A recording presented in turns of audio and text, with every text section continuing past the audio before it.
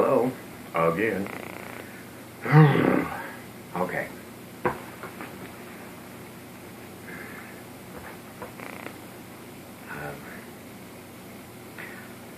I've gone through the preparations to prepare my body, my being, for receiving the Father's fire. They include statements like, open up to the being within. There's lots of instructions in there. Try and find them all.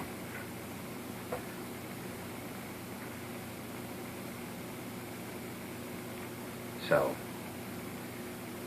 the story starts with, I get that tingle in the center of my back, about the size of a quarter. Right between my shoulder blades, on the spine.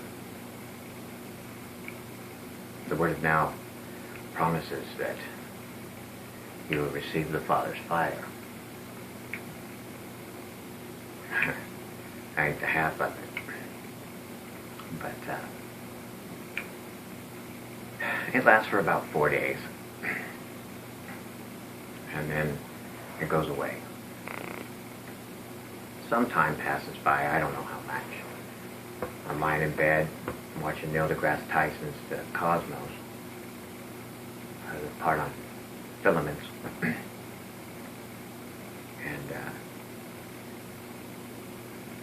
it hits me.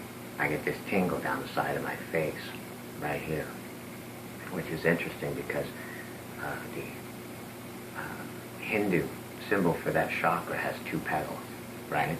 I didn't even know that at the time. It's kind of interesting now. But I start doing my breathing exercises. I'm moving my hands, I'm doing my breathing, I'm staying in rhythm. I got this. Boom, it happens. I'm standing in the fire, right? It's incredible. But it's missing some things. It's missing the passion ecstasy. Although I have massive amounts of energy moving through my body, through my chakras, down my shoulders, through my hands, and through my legs, I'm missing that light from within. That's not there, that gold light. It's not there. But this is a powerful experience. It almost holds a candle to it. Not quite. And, but I'm jacked. I'm there. And, over the years, I've thought of all these things I wanted to do if it ever happened again, if I ever got to go there again. Like I wanted to touch another person while I was there. I wanted to go outside while I was in that state of being. Not afterwards when the energy could be drained away, but while I was making that energy. I did manage to make it outside. And I probably looked like a nincompoop. Doing weird arm movements and breathing funny while I was out there, but I didn't care. I just made it back, So I'm outside and I step off the cement onto the grass in my bare feet. And the amount of energy that just poured through me into the ground was just phenomenal. The pulse and the wave and the energy and the pulses, the energy I could feel moving through me was just incredible. And it was a little bit unlike the experience that I had when I was younger. It was amazing nonetheless. And after a little while,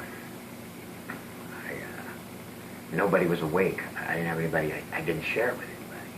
But I let it fade off anyways, because I figured more was coming. No big deal.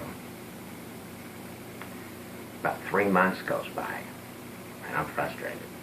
I'm waiting for that next boom, I'm waiting for it. I decide I'm going to try and force it, try and make it happen. And I tried, and I failed.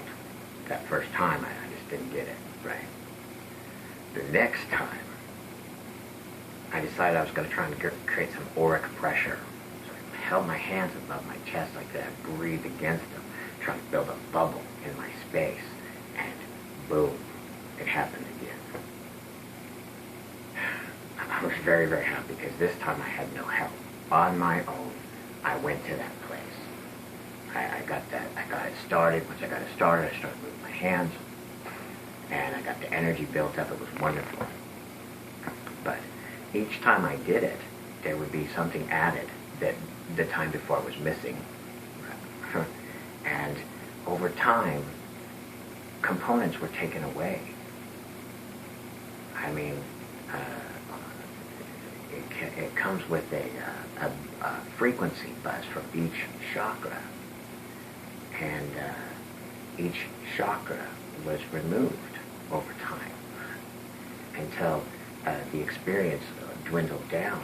There were sometimes, from time to time, something new would be added. Like on one occasion, I could see 3 layers of aura, while I was there. And then the next time I couldn't. And as I forced it, tried to make it happen, it kept getting tougher and tougher and tougher. Until one morning, I just woke up with Kundalini. I'd heard about Kundalini. I kind of knew what it was, but I'd never researched it. I wasn't expecting it. I wasn't looking for it. I didn't know it was going to be part of the deal. But I wake up to these electrical shocks going up my spine. Tick, tick, tick, tick, tick, tick, tick, tick, tick, tick, tick. Right up the back of my neck and into the top of my head. I was so jacked. I went to move. I was going to tell somebody, And as soon as I moved, it diminished. It almost disappeared. I thought, I'm going to lose it. So I laid still for a little bit. I was so excited about it, I just couldn't lay still for long. I didn't know what else to do. So finally I got up and moved around, and it disappeared, or so I thought it disappeared. Made some phone calls, told people it happened. I didn't even know it was going to happen. Then, I got on the internet and I started to research Kundalini. Never really researched it before, just heard of it. And I was very dissatisfied with the descriptions and the answers that I got. I looked up some Hindu text here, Hindu text there. One guy says they think it's just a myth because it hardly ever happens. Another guy says it happened to him, but he wasn't expecting it. It made his life hell for 7 years because of Kundalini sickness. And I'm like thinking, dude, I woke up with it. It was kind of nice, subtle, wasn't that intense, just there. Okay. And at this point, I don't understand exactly how much help I'm getting. Okay? I actually think this is all me at this point. Yeah, I know. The ego is brilliant, right? But at this point, I actually think this is all me. That I achieved this on my own. I forced all this, and I just woke up with Kundalini, and I read about it, how cool it was, or could be. Problem is it didn't come with all the bells and whistles it was supposed to. Probably because all those bells and whistles were experienced prior to experiencing it. Seeing 3 layers of aura, the different tingles and electricals in the face, and energies moving through the body. It was interesting. I had researched Kundalini for about 4 days, and I woke up with chi. I know that sounds a little weird, waking up with chi. Let me explain. I woke up to what seemed like a scanner.